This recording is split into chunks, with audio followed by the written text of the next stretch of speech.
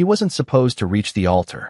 The German Shepherd K9 was already dying when he crawled through the church doors during Sunday Mass, his sable fur soaked in rain, his paws leaving thin red marks across the stone aisle.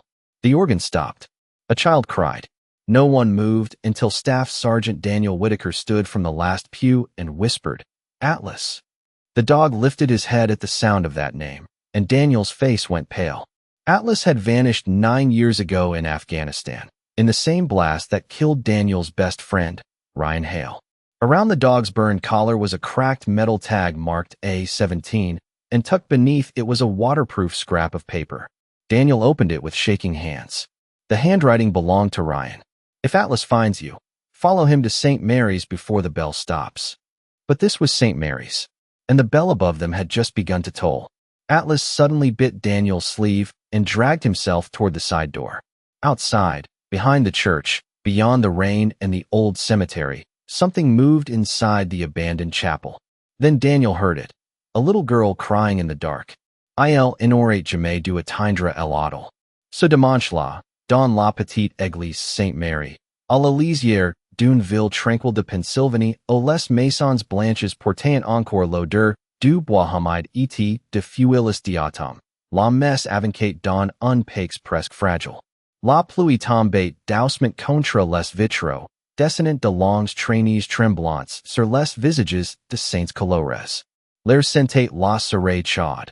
Le vieux chain poli, les manteaux mouilles etc. parfum discret de café, que les paroissiens appartenaient parfois dans le vestibule avant l'office.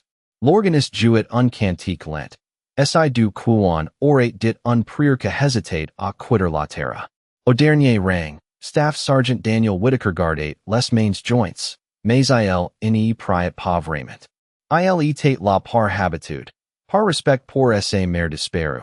Peut-être aussi parce que les hommes qui ont trop longtemps vécu avec le brute church parfois, les indroits ou le silence, n'y les accuse pas.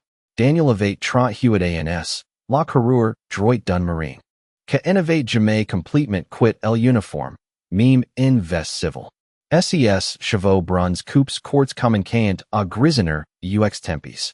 Son visage, pale et marqué par le vent, portrait cette fatigue particulière de hommes que sourient poliment, mais dormant mal. SESU gris bleu surveillant toujours les portes, les fenêtres, les reflets sur les bancs vernis, non par pair, mais parce que son corps avait appris autrefois à n'y jamais se reposer avant son âme. Odeur de son cou, sous sa chemise, du plaques militaires tentant parfois l'un contre l'autre, si légèrement que lui seul semblait les entendre. L'une était la sienne. L'autre appartenait à Ryan Hale, son meilleur ami, celui qu'il avait remis dans SES, souvenirs mais jamais vraiment dans la paix. La voix du portrait s'éleva, basse, calme, parlant de miséricorde, de ce que revient quand personne n'y les attend plus. Daniel baissa les yeux. Il n'aimait pas ce genre de phrases. Elles avraient de portes qu'il passait de se, via tenor firms. Pousse le vent poussa les battants de l'entrée. Un courant froid glissa dans l'allée centrale. Quelques flammes de bougies vacillerant. Lord ralentit sans erreur tout à fait. Au fond de l'église, un vieil femme tourna la tête. Un enfant cessa de remuer sur le banc. Daniel sentit le changement avant de le voir. Ce n'était pas un brute fort. C'était un frottement. Lent. Irrégulier. Quelque chose avançait sur la pierre. Tous les regards se tournèrent vers la porte ouverte. Un German Shepherd K9 apparat dans l'embrasure, trempé par la pluie, couvert de bouillie, le souffle court, le corps si fatigue, qu'il semblait porter la tempête entière sur son dos. Il n'aboya pas. Il n'y grogna pas. Il entre comme un pèlerin qui aurait traversé trop de nuits pour essayer de maintenir. SES pattes glissantes sur les dalles froides. Son pelage sable, autrefois charmant magnifique, était call contre SES flanks.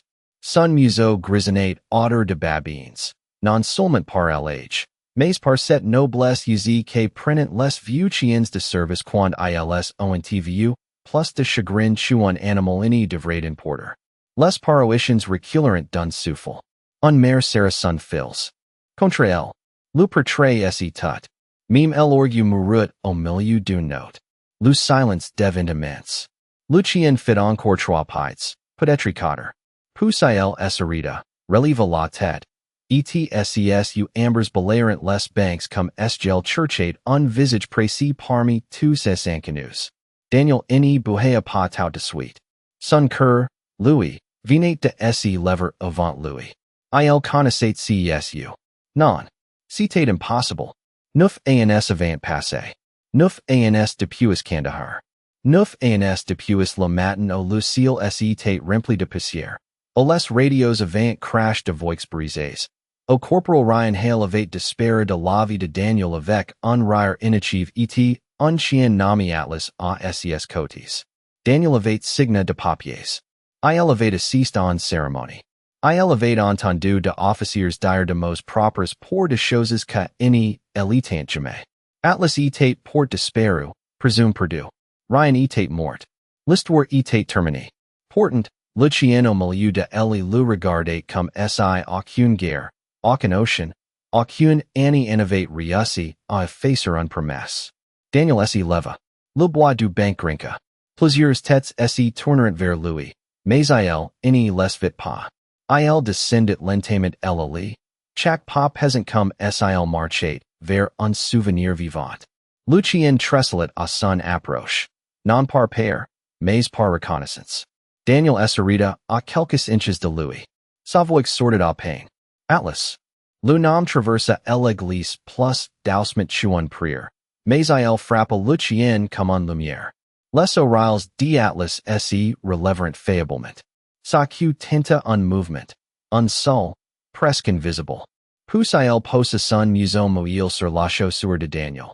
Comme esgel venait enfin de déposer un fardeau qu'il avait pour trop longtemps. Une femme murmura derrière eux. Quelqu'un commença à pleurer sans brute. Daniel s'agenouilla, la main suspendue un instant au-dessus de la tête du chien, craignant qu'un simple contact fasse disparaître cette apparition. Puis ses doigts se posèrent dans le pelage humide. Atlas ferma les yeux. Il respirait vite, mais il n'y lâchait pas Daniel du regard. Autour de son cou pendait un vieux collier militaire, noirci par l'eau. Temps, fissure sur les boards. Daniel écarta doucement les poils et apricot une petite plaque métallique. Les lettres étaient presque effacées. A17. Son souffle se brisa. A17. Le code d'Atlas. Le code que Ryan répétait en Ryan quand Lucien refusait d'obéir aux ordres de quelqu'un d'autre que lui. Daniel entendit la voix de son ami comme s'il venait du banc voisin. Ce chien a plus de discipline que toi, Whitaker. Pendant un seconde, l'église disparut. Il revit le soleil blanc sur la poussière, la main de Ryan sur son épaule, Atlas couche entre eux, vigilant, patient, déjà plus qu'un chien. Puis la réalité revint avec la pluie, les bougies, les visages fixes. Daniel sentit quelque chose sous le collier. Un petit paquet, enveloppé dans du plastique attaché avec un fil brun. Atlas releva la tête aussitôt, comme esgel savait. Comme s'il avait attendu cet instant. Daniel le détacha avec précaution. Ses doigts tremblant, non parce qu'il avait froid, mais parce que certaines choses mortes n'y devraient pas écrire depuis le passé. Le portrait s'approcha d'un pas, sans parler. Dr. Grace Miller, vétérinaire et parouisienne, fraya un chemin depuis le côté gauche de la nef, trousse médical déjà à la main. Mais avant qu'il n'y touché Atlas, le chien émit un faible souffle et posera ses pattes sur le poignet de Daniel. Pas maintenant. Pas elle. Pas encore. Daniel comprit sans savoir pourquoi. Il ouvrit le plastique. À l'intérieur, un morceau de papier jauni, plié en quatre, portrait d'un écriture qu'il aurait reconnu dans le noir. Celle de Ryan. Une seule phrase. If Atlas finds you, follow him to St. Mary's before the bell stops. Daniel n'y respira plus. St. Mary's. ICI, cette église. Ce dimanche. Ce chien. Le portrait leva lentement, les yeux vers le clocker. Comme si le ciel avait entendu. La première cloche de l'Angelus semit à sonner au-dessus de yeux, profonde, ancienne, vibrante dans les mers. Atlas of Reet Lesu. Malgar Elepusement, il cicet dausement la manche de Daniel entre ses, dens et tira vers la porte latérale. Papor fur. Papor demander de l'aide. Pour monter le chemin. The bell kept ringing above St. Mary's, each slow note rolling through the rafters like a heartbeat no one could ignore. Daniel Whitaker stayed on one knee with the paper in his hand, staring at the words until they blurred. Follow him before the bell stops. Atlas still held his sleeve, not hard, not desperate in the way a frightened animal pulls, but with the quiet insistence of a soldier carrying an order through fog. Dr. Grace Miller crouched beside them, her face pale under the candlelight, her medical bag open on the stone floor. Daniel, she said softly, choosing each word with care, he needs help now. His pulse is weak. He is running on more than strength. Daniel looked at Atlas. The old German shepherd's amber eyes were fixed on the side door, past the altar, past the sacristy, past everything safe. Rain whispered against the stained glass. The parishioners remained frozen in the pews, their Sunday coats damp at the shoulders, their hymnals still open in their hands. Father Michael stepped closer, his white vestment moving faintly in the draught. He was a tall, silver-haired priest with kind blue eyes, the kind of man who had spent 40 years learning when to speak and when to let silence do its holy work. He read the note once. Then again, his jaw tightened, not in fear, but recognition. St. Mary's was not always only this church, he murmured. Daniel raised his eyes. What do you mean? Father Michael turned toward the narrow windows behind the altar, where the cemetery faded into the rain. There is an old chapel beyond the graves. The first St. Mary's. It has been locked for years. Atlas gave a small breath, almost a whine, and tugged again. Daniel felt the answer before anyone said it. Whatever Ryan had left behind was not in this room. It was out there, under the rain, where the old stones leaned and the grass grew tall around names nearly forgotten. Grace touched Atlas's side with 2 careful fingers. He cannot make that walk. Daniel swallowed. How far? Maybe 400 yards, Father Michael said. Across the cemetery, past the stone wall. 400 yards. In Afghanistan, Daniel had crossed worse ground with less hope. But this was different. This was not a battlefield. This was a church in Pennsylvania, on a Sunday evening, with children watching from the pews and an old dog trying not to die before finishing what he came to do. Daniel slid one arm beneath Atlas's chest. The dog stiffened and gave the faintest sound, not pain exactly, more like protest. He wanted to lead. Daniel leaned close to his ear. I know, buddy. You are still point man. I am just helping you get there. Atlas seemed to understand. His body softened against Daniel's arms. Grace stood quickly and wrapped a folded altar cloth beneath the dog to support his weight. Father Michael opened the side door, and the smell of rain and wet earth rushed in. Nobody spoke as Daniel carried Atlas through the narrow passage beside the altar. The congregation watched them pass with a silence deeper than prayer. Outside, the world had turned gray and silver. The churchyard sloped gently behind St. Mary's, its old headstones shining with rain, each one catching the dim light from the stained glass windows. The bell continued above them, counting time in heavy, patient waves. Daniel stepped carefully onto the gravel path, boots crunching softly beneath him. Grace walked on his left, one hand steadying Atlas. Father Michael followed with a lantern he had taken from the sacristy, its small flame trembling behind glass. The rain was not hard, but it was cold enough to slip beneath Daniel's collar and down his back. Atlas lifted his head from Daniel's arm. His nose moved once, then twice. He was scenting the air. Something changed in him. His ears, weak only moments before, rose just enough to point toward the cemetery. Daniel felt the dog's body gather what little strength remained. You have it, do you not? He whispered. Atlas breathed against his wrist. They moved between the graves. Some were new, polished black granite with fresh flowers. Others were old limestone, softened by decades of weather until the names looked like whispers. Daniel did not like cemeteries. They were too honest. They did not negotiate. They did not pretend every goodbye had meaning. But tonight, with Atlas in his arms and Ryan's impossible message folded in his pocket, he felt something else among the stones. Not death. Waiting. When they reached the low stone wall, Father Michael stopped. Beyond it, half hidden behind bare maple trees, stood the old chapel. It was smaller than Daniel expected, built from gray fieldstone, with a wooden cross leaning above the door and ivy climbing around the windows. No lights burned inside. The path leading to it had nearly disappeared beneath wet leaves. Atlas suddenly shifted. Daniel lowered him gently to the ground, though Grace drew in a worried breath. The dog's legs trembled beneath him, but he stood. Barely. His paws pressed into the mud. His head pointed straight toward the chapel. Then he took one step. Daniel crouched beside him, ready to catch him, but Atlas kept moving. One step, then another. Slow, unsteady, determined. The bell rang again behind them. Fewer notes now. The sound rolled over the cemetery and faded into the trees. Daniel's throat tightened. "Stay with me," he said. Atlas did not look back. At the chapel door, he stopped and raised one paw. He scratched the wood 3 times. Not frantic, not random. 3 deliberate marks. Father Michael frowned. "That is strange."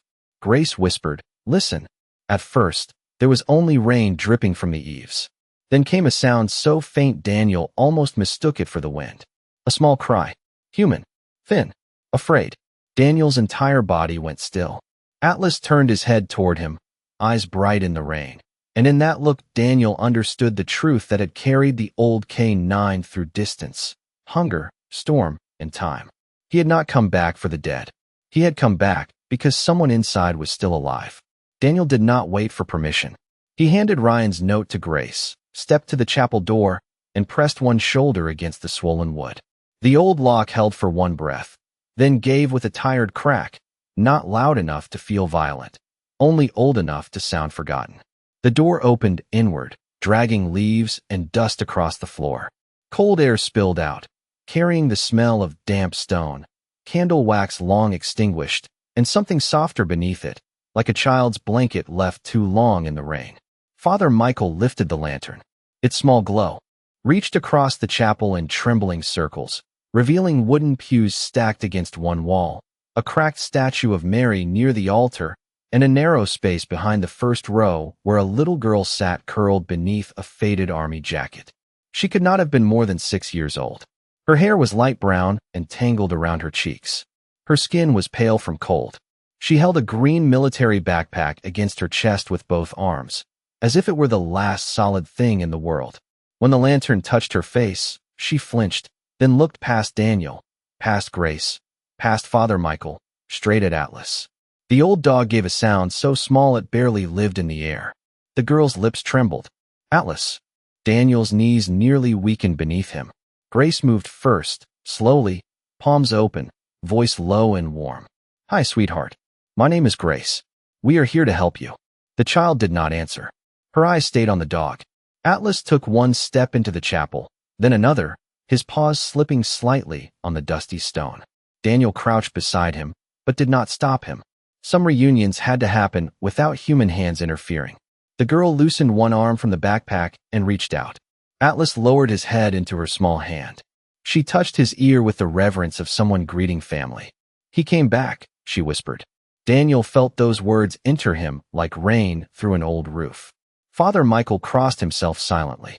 Grace blinked hard and turned her face away for a second, not from sadness alone, but from the almost impossible tenderness of it. Daniel stepped closer and lowered his voice. "What is your name?" The girl looked at him, uncertain, studying his face the way frightened children study adults for weather. "Lily," she said. "Lily Hale." The name struck Daniel harder than the bell. Hale. Ryan's name. Ryan had spoken once, years ago, about a younger sister back home, about how she had a baby girl and how he planned to be the uncle who showed up with too many Christmas presents. Daniel had forgotten that detail, or maybe buried it with everything else he could not bear to keep. He swallowed carefully. "Your uncle was Ryan Hale?" Lily nodded, clutching the backpack tighter. "Mom said he was brave." Daniel looked down. The lantern light shook across the floor. He was. Atlas settled beside Lily, pressing his body between her and the cold wall. Even exhausted, he placed himself like a guard. Grace wrapped her coat around the child and checked her hands, her forehead, her breathing, every motion gentle and steady. "She is cold," Grace said, "but she is alert. We need to get her inside the church." Lily shook her head quickly. "Not without the bag." Daniel glanced at the backpack. It was old military green, the kind sold in surplus stores, but the name Hale was written faintly on one strap in black marker. "What is in it?" he asked. Lily hesitated. Then, with careful fingers, she unzipped it just enough to show a bundle of papers sealed in plastic, a small photograph, and a pair of dog tags. Daniel did not touch them yet. He could not. The photograph lay on top. Ryan Hale, younger, grinning in dusty fatigues, one arm around Daniel, the other resting on Atlas's back. Written across the bottom in Ryan's bold hand were the words, "For the ones who get home late, leave the light on." Daniel closed his eyes for 1 second. In the silence, the chapel seemed to breathe around him. Lily looked toward the open door, nervous. "He told me to hide here." Daniel's eyes opened. "Who told you?" She pointed to Atlas. "He kept coming to the window where I was staying. I was scared at first, but he had this." She pulled a small cloth patch from the bag. It was faded and worn, but Daniel recognized the unit insignia immediately. Ryan's unit. Their unit. "He brought me things," Lily continued, her voice barely above the rain. "The patch. The note." Then he would walk toward the church and look back, like he wanted me to follow. Grace's expression changed, tightening with concern, but she kept her voice soft. "How long have you been here, sweetheart?" Lily looked down at her shoes. "Since morning." Father Michael's hand tightened around the lantern handle. Daniel did not ask the next question. Not yet. Children carried fear in pieces. Pull too hard, and it scattered.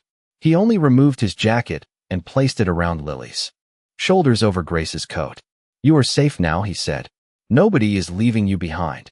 At those words, Atlas looked up. His amber eyes found Daniel's, and for the first time since he had entered the church, the old K9 seemed to relax. Not fully, not enough to surrender, but enough to say one part of the mission was complete. Then the final bell rang from St. Mary's Tower. Its note moved over the cemetery, deep and fading. Atlas's ears twitched. He rose again, trembling. Lily reached for him. "No, Atlas, stay." But Atlas turned toward Daniel and gave one soft pull of his head toward the backpack. Daniel understood. The child was the living mission. The bag was the truth. And somewhere inside those papers, Ryan Hale had left more than a memory. He had left a reason. Daniel lifted the backpack carefully, as if it were something breathing. Lily watched his hands with the anxious focus of a child who had learned that important things could vanish if adults moved too quickly. Atlas stayed pressed against her knee, his body shaking from exhaustion, but his eyes remained fixed on the bag. Grace saw it too. "He knows what is inside," she whispered. Father Michael raised the lantern higher, filling the chapel with a warmer circle of light. Rain tapped gently on the roof, and beyond the open door, the cemetery lay silver and still beneath the final echo of the bell. Daniel knelt on the cold stone floor and unzipped the backpack the rest of the way. Inside were plastic folders, an old photograph, a child's birth certificate, a worn envelope sealed with military tape, and a small wooden rosary darkened by age. On the front of the envelope, written in Ryan Hale's unmistakable hand, were 4 words that made Daniel forget the cold. For Daniel, if needed. He did not open it at first. His thumb rested on the edge of the tape. 9 years of grief stood between him and that envelope. 9 years of wondering why he had made it home when Ryan had not. 9 years of hearing Ryan's laugh in quiet rooms and feeling Atlas's absence like a door left open in winter. Lily's voice broke the silence. "My mom said Uncle Ryan trusted you." Daniel looked up. The little girl was wrapped in 2 coats now, her cheeks still pale, her fingers curled into Atlas's wet fur. "She knew my name?" Lily nodded. "She said if anything ever got bad, I should find the man in the picture.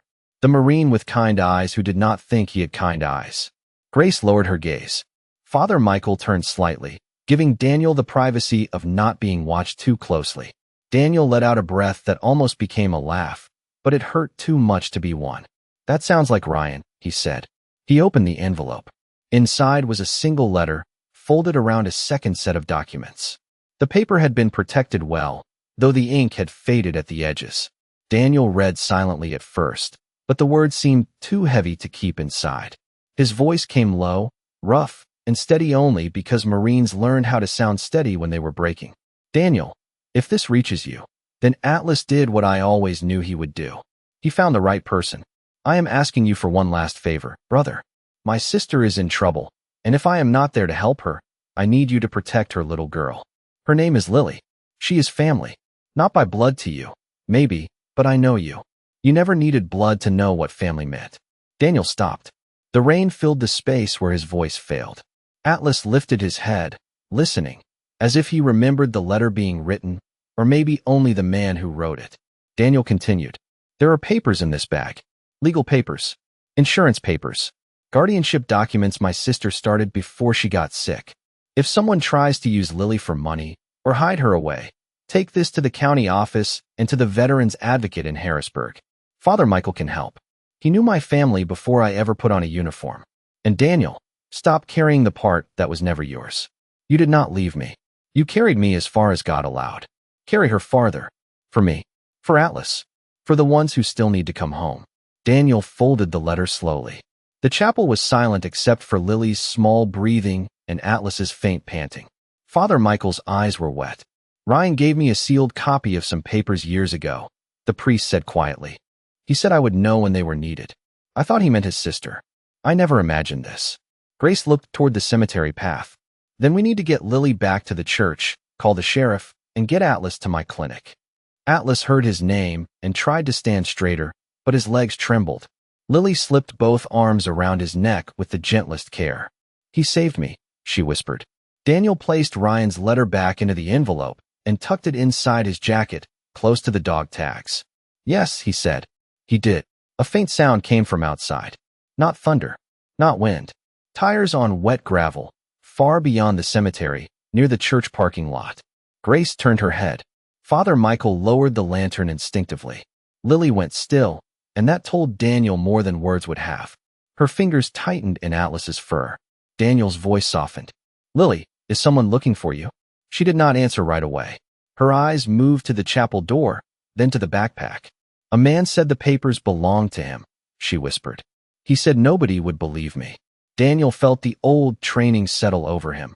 Not anger, not panic, only focus. He zipped the backpack, handed it to Father Michael, and lifted Lily gently to her feet. People are going to believe you now. Atlas gave one low breath and stepped toward the door, placing himself in front of Lily again. Daniel rested a hand on the old dog's back. Not alone, buddy.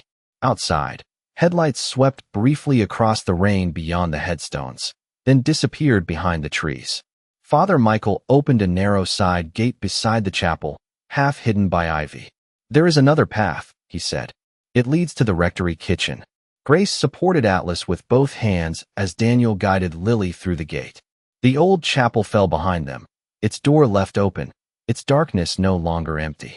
As they moved through the wet grass, Daniel felt Ryan's letter against his chest and Atlas leaning into Grace's arms with every step. The mission had changed now. It was no longer only about finding Lily. It was about bringing the truth into the light before fear could bury it again.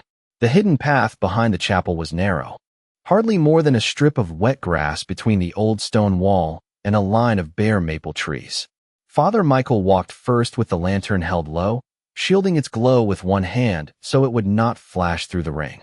Daniel followed close behind with Lily at his side, his jacket hanging over her small shoulders, the backpack pressed safely against his chest.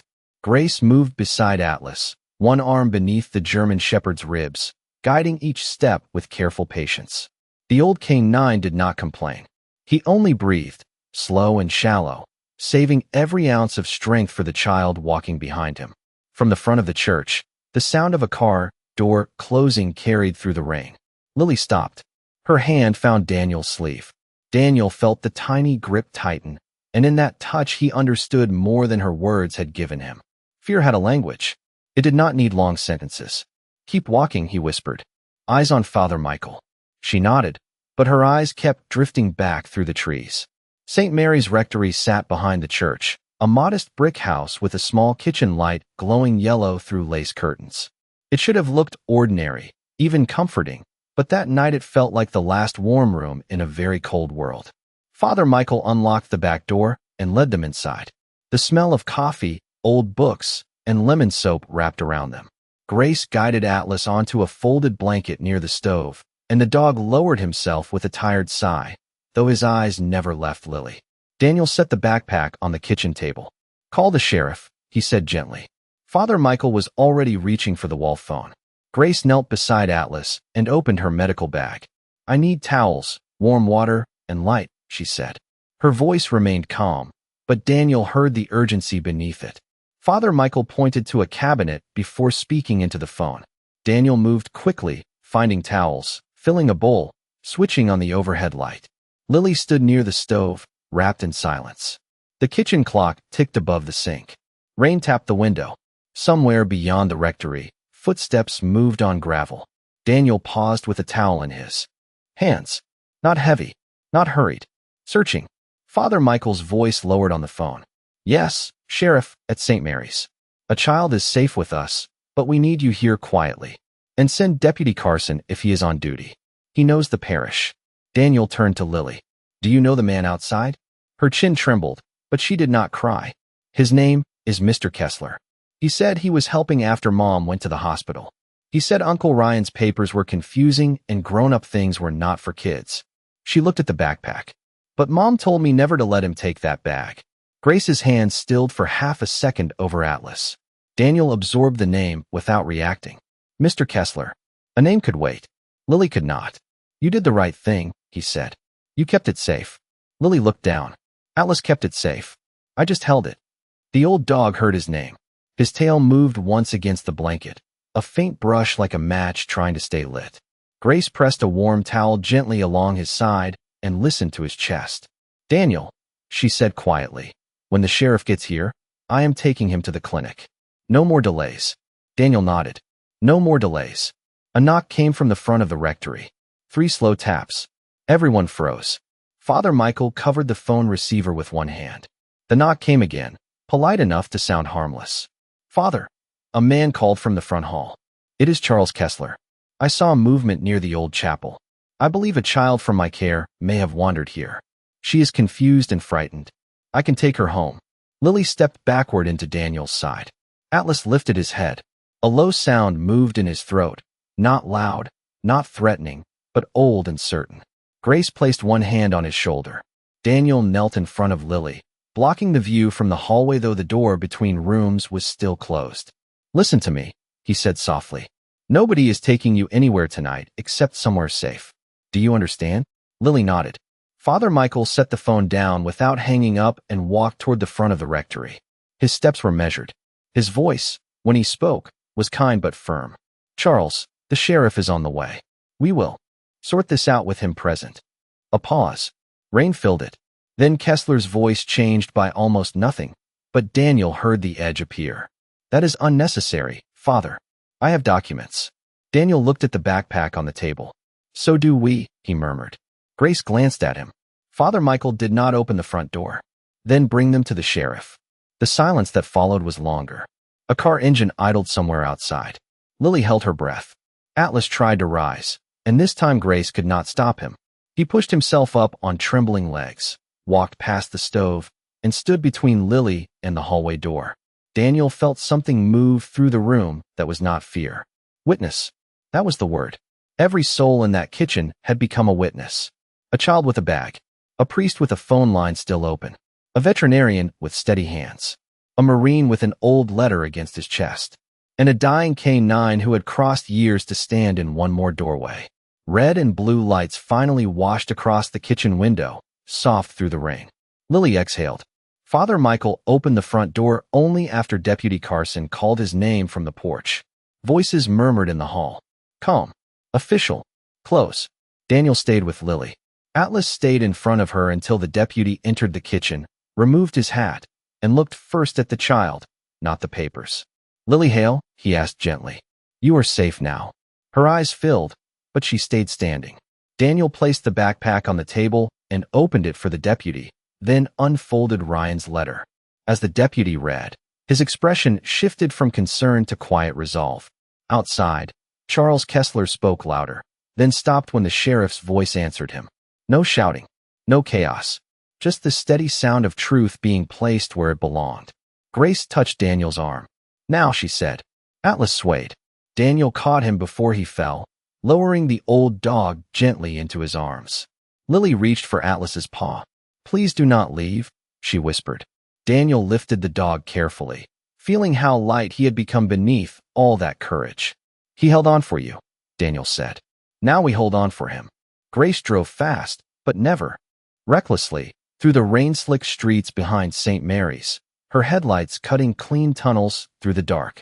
Daniel sat in the back seat of her old Subaru with Atlas stretched across his lap, one hand braced beneath the German shepherd's chest, the other resting lightly against his neck, so he could feel every fragile breath. Lily sat beside him in a booster seat Father Michael had pulled from the parish storage room, wrapped in Daniel's jacket, both hands folded around Atlas's front paw. Deputy Carson followed behind them, his cruiser lights turned low, not flashing for spectacle, only guiding the way. The town passed in wet reflections, closed shops, porch flags, maple trees shaking rain from black branches, a diner with one neon sign still glowing like a small promise in the night. No one spoke for the first mile. The only sounds were the tires whispering over the road, Grace's breathing as she watched each turn, and Atlas's uneven inhale against Daniel's palm. Daniel had known many forms of silence. The silence before a mission. The silence after bad news. The silence of a room where someone has just said goodbye. This one was different. It was full of waiting. Lily leaned closer. Is he sleeping? Daniel looked down at Atlas. The old dog's eyes were half open, amber dulled by exhaustion, but still aware. Not yet, Daniel said. He is listening. To what? Daniel swallowed. To us staying with him. Lily accepted that the way children accept the truth when it is spoken gently. She stroked one damp ear with 2 fingers. Good boy, Atlas, she whispered. The dog's tail moved once against Daniel's leg. So small. So brave. Grace's clinic stood at the edge of town beside a closed feed store and a line of pine trees. The sign out front read Miller Veterinary Care, its porch light burning warm over the ring. Grace pulled in close to the side entrance and was out of the car before the engine fully settled. Daniel, bring him in carefully. Lily, stay close to me. The clinic smelled of clean towels, antiseptic, dog food, and the faint comforting scent of cedar shavings. To Daniel, after the cold chapel and wet cemetery, it felt almost impossible that a room could be so bright. Grace moved with quiet urgency, switching on lights, unlocking cabinets, laying fresh blankets on the exam table. Daniel placed Atlas down as gently as if he were setting a child into a cradle. The old K9 tried to lift his head, searching. Lily climbed onto a chair beside the table and placed her hand where he could see it. I am here, she said. I did not go anywhere. That seemed to settle him. Grace listened to his chest, checked his gums, examined the worn pads of his paws, the old scars beneath his fur, the places where time and distance had written their story across him. She did not describe anything in a way that would frighten Lily. She only said, he is very tired. His body has been working too hard for too long. Daniel heard what she did not say. Atlas had spent the last of himself getting to them. Grace prepared fluids, warmed blankets, and medication with hands that did not shake. Deputy Carson arrived at the clinic door with Father Michael a few minutes later. The priest had Lily's backpack with him, sealed now in a clear evidence bag, and Ryan's letter copied for the sheriff. Father Michael stepped inside quietly, reins silvering his hair. The sheriff is with Mr. Kessler, he said. Lily will not have to see him tonight. Lily's shoulders loosened. Daniel looked at the priest. The papers. Enough to protect her until the court reviews everything, Father Michael said. Ryan prepared more than we knew. Daniel looked down at Atlas. Of course he did. Grace adjusted the line beside Atlas and covered him with another warm towel. I need quiet for a while. She looked at Daniel, then at Lily. You can stay, but you have to let me work. Lily nodded solemnly, as if she had been given a sacred duty. Daniel stepped back, though every instinct in him wanted to keep a hand on Atlas. He stood by the wall beneath framed photographs of rescued animals. Dogs with missing ears, cats with bright eyes, horses standing in green fields. Ordinary miracles. The kind nobody wrote medals for. The kind that still saved the world in small rooms after dark. Lily slid off the chair and came to stand beside Daniel. Did you know my uncle really? Well, Daniel looked at her. In the fluorescent light, wrapped in his jacket, she looked impossibly small, and yet there was something of Ryan in the directness of her gaze. He was my brother, Daniel said. Not by blood, but close enough that it never mattered. Did he laugh a lot? Daniel felt his chest tighten. Too much. Usually when he was supposed to be quiet. Lily smiled faintly. It was the first almost smile Daniel had seen on her face. Mom said that. Grace worked in silence for several minutes. Atlas's breathing grew steadier, then shallower, then steady again. Each change pulled the room with it. Father Michael sat near the door with his hands folded, lips moving in a prayer too soft to hear. Deputy Carson stepped outside to answer a call. Rain continued against the windows, but lighter now, like the storm itself was growing tired. Then Atlas's eyes opened fully. He turned his head, not toward Grace, not toward the door, but toward Daniel. The look was clear. Come closer. Daniel crossed the room at once. Grace did not stop him. He placed his hand on Atlas's head, feeling the warmth beneath the damp fur. You did good, Marine, Daniel whispered, though Atlas had never worn the uniform. He had earned the word anyway. Atlas breathed out, slow and deep, and his gaze drifted to Lily. She climbed back onto the chair and pressed her small hand against his paw. Thank you for finding me, she said. The old dog blinked once. His eyes softened.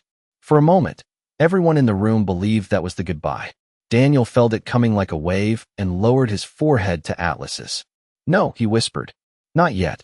Ryan asked me to carry her farther, but he did not say I had to do it without you. Grace looked at the monitor, then at Atlas, and something changed in her expression. She leaned closer, listening again, counting under her breath. The room held still. Then she reached for another towel and spoke softly, almost afraid to scare the fragile hope away. His breathing is evening out. Daniel did not move. Lily did not blink. Father Michael stopped praying and simply watched. Grace checked him again, slower this time, then allowed herself the smallest breath of relief. He is not out of danger, she said. But he is fighting. Daniel closed his eyes. Not victory. Not yet. Just one more breath. Sometimes grace did not arrive as thunder. Sometimes it came as a tired old dog choosing to stay through the night. Morning did not arrive all at once. It came slowly over the town, first as a pale gray line behind the pine trees, then as a soft wash of gold across the clinic windows, then as the faint sound of tires on wet pavement outside Miller Veterinary Care. The rain had stopped sometime before dawn. Drops still clung to the glass, catching the first light like small, patient candles.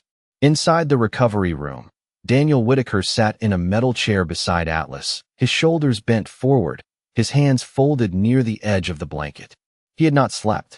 He had watched every breath the old German shepherd took, counting them the way a man counts steps through dangerous ground, not because counting can change anything, but because it gives fear a shape. Lily had fallen asleep in the chair across from him, wrapped in Father Michael's spare coat, her cheek resting against one sleeve, her fingers still loosely curled around the corner of Atlas's blanket. Even in sleep, she looked ready to wake and protect what little the world had left her. Grace moved quietly between rooms, checking monitors, warming towels, making phone calls in a voice low enough not to disturb them. She had the calm of someone who understood that healing was not a single miracle.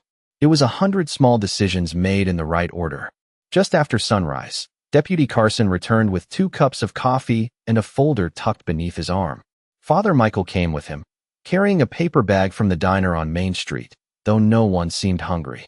The priest paused at the doorway when he saw Atlas still breathing. His eyes lifted briefly, not dramatically, not for show, but with the quiet gratitude of a man who knew better than to claim credit for grace. The sheriff filed emergency protection for Lily, Deputy Carson said softly. The county child services supervisor is on her way, and she already spoke with the veterans advocate in Harrisburg. Those papers in the backpack are strong. Ryan Hale named contingencies.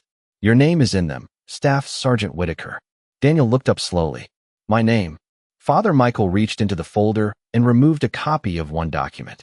Ryan listed you as a trusted military contact if his sister could not provide care and if the child was ever in danger. Daniel stared at the paper without taking it. Words had a way of becoming heavier when they carried the dead back into the room. Trusted contact. Guardian recommendation. Daniel Whitaker. It was strange to see his name in Ryan's handwriting and legal print, as if his friend had reached across 9 years and placed a hand on his shoulder again. Lily stirred in her chair. Am I going away? The question was small, but it cut through every adult plan in the room. Daniel turned toward her. Grace stopped in the doorway. Father Michael lowered the paper. Deputy Carson removed his hat. Nobody rushed to answer. Lily sat up, hair tangled, eyes frightened but clear. People always say safe, and then I have to pack again. Daniel felt something in him settle. Not emotion, decision. He moved from Atlas's side and crouched in front of her so they were eye to eye. I do not know every step yet, he said. But I know this. You are not going back to anyone who made you afraid. You are not going to disappear into paperwork. And as long as the law allows me to stand near you, I will. Lily studied him. Children knew when adults were decorating promises. Daniel gave her none of that. Only the truth he could carry. Did Uncle Ryan know you would say that? She asked. Daniel looked at Atlas, still sleeping under the blanket, one ear twitching faintly at the sound of Ryan's name. I think he was counting on it. Grace crossed to Atlas and listened to his chest again. This time, her face softened before she spoke. His rhythm is stronger than it was last night. He still needs rest, medication, and careful care, but he made it through the hardest hours. Lily slid from the chair and walked to the table, placing both hands gently on Atlas's paw. You made it, she whispered. Atlas opened one eye. It was barely more than a slit of amber, but it found her. His tail brushed the blanket once. The whole room seemed to breathe again. Daniel stood near the window, watching the first real sunlight touch the clinic sign outside. For years, he had believed his life after service was only something to endure. A small apartment, quiet meals, church on Sundays, memories folded so tightly they could not move. But now there was a child in a borrowed coat, a dog who had crossed impossible distance, and a dead friend's letter resting against his heart. Grace joined him by the window, arms folded, tired but steady. You understand this will not be simple, she said. Courts, hearings, temporary placement, medical bills for Atlas, questions from people who only know how to read forms. Daniel nodded. I understand complicated. Grace looked at him. Do you understand family? Daniel glanced back. Lily had leaned her forehead gently against Atlas's, and the old K9 had closed his eyes again, peaceful for the first time since Daniel had seen him crawl across the church floor. I am starting to remember, he said. By mid-morning, St. Mary's bell rang again, not for mass, not for warning, but because Father Michael had asked the caretaker to pull the rope once. The sound traveled across town, over the clinic roof, through the clean air after rain.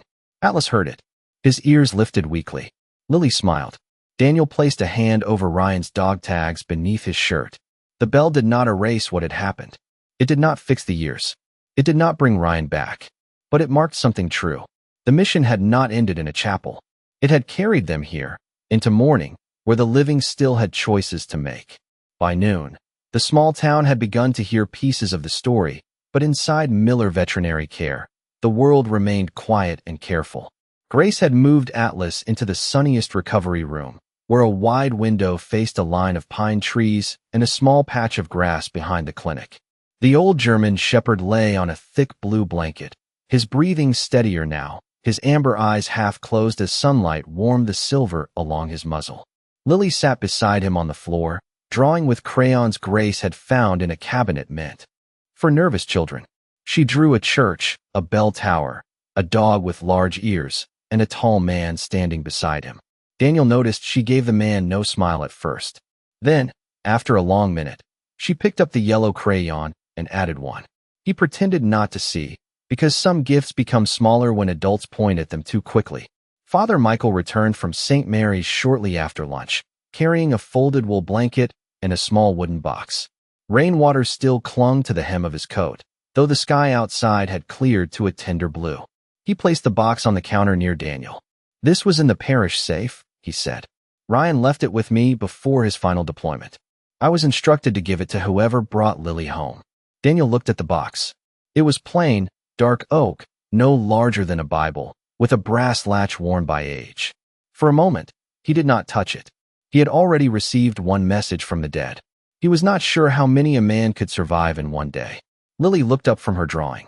Is it from Uncle Ryan? Father Michael nodded. I believe so. Daniel carried the box to the small table near Atlas's bed and opened it slowly. Inside lay a folded American flag, not ceremonial, but small enough to have been carried in a pack. A photograph of Ryan as a boy standing outside St. Mary's old chapel, and a sealed recording device with a note taped across it. The note read, "For Lily when she is old enough, and for Daniel when he finally stops pretending he is not family. Grace, standing in the doorway with a clipboard, smiled faintly through tired eyes. Daniel let out a breath that trembled more than he wanted. Lily crawled closer, careful not to bump Atlas. "Can we listen?" she asked. Daniel looked at Father Michael, then at Grace, then down at Atlas. The old dog had opened both eyes now. His ears lifted slightly, as if he recognized the object on the table. Daniel pressed play. Ryan's voice filled the room, thinner from time and static, but unmistakable. Warm, young, alive in that impossible way recordings can be. "Hey, Lily, if you are hearing this, then I am probably late again. Your mom always said Marines were terrible at being on time unless somebody yelled at us first." Lily smiled before she cried. The sound coming from the little device was not dramatic. It was not perfect, but it carried love without asking permission. Ryan spoke of his sister, of how brave she had been, of how Lily was loved before she could even remember being loved. Then his voice softened. "And Daniel, if you are standing there looking guilty, stop it. I mean it. Put that burden down. Atlas would not have gone to you if I did not trust you with the best part of what I left behind." Daniel turned his face toward the window. Outside, sunlight moved through the pines. Inside, the room held its breath. The recording clicked off after Ryan said one last thing. "Leave the light on. Someone is always trying to find the way home." For a long while, nobody moved. Lily wiped her cheeks with the sleeve of Daniel's jacket. Atlas stretched his paw toward her, and she took it in both hands. Daniel finally sat beside them on the floor, not caring that the tile was cold. "Your uncle always knew how to give orders," he said softly. Lily leaned against his shoulder. She did not ask first. She simply rested there, small and exhausted, trusting the space beside him. Daniel became very still. He had carried packs heavier than his body. He had carried memories heavier than grief.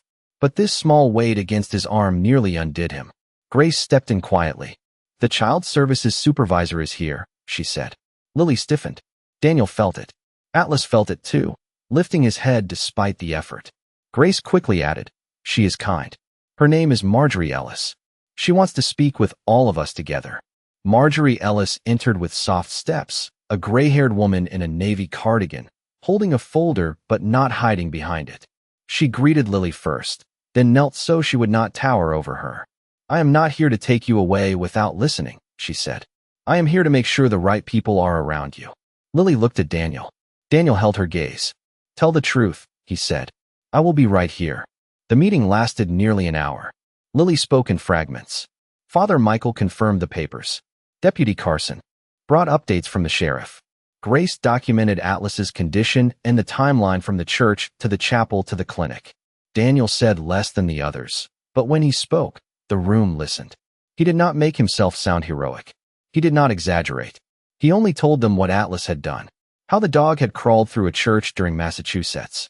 How he had carried Ryan's message. How he had led them 400 yards through rain to a locked chapel where a child was waiting. Marjorie wrote slowly, then closed her folder. "For tonight," she said, "Lily can remain in emergency parish care with Father Michael present and Staff Sergeant Whitaker approved as a temporary trusted caregiver pending review." Lily looked confused. "Does that mean I can stay near Atlas?" Marjorie's expression softened. "Yes, sweetheart. It means you can stay near Atlas." The old dog thumped his tail once, as if the ruling had satisfied him. That evening, Grace allowed Atlas to be carried outside for a few minutes of fresh air. Daniel lifted him carefully, wrapped in the blue blanket, while Lily walked beside them holding the corner like a flag. They sat behind the clinic under the clean sky, the smell of wet pine rising from the ground. Far away, St. Mary's bell rang once more. Not urgent now, not calling anyone to run, just ringing across a town that had witnessed something it would not soon forget. Daniel looked at Lily, then at Atlas, then at the fading light. For the first time in 9 years, he did not feel Ryan's dog tags as a weight against his chest. He felt them as a hand guiding him forward.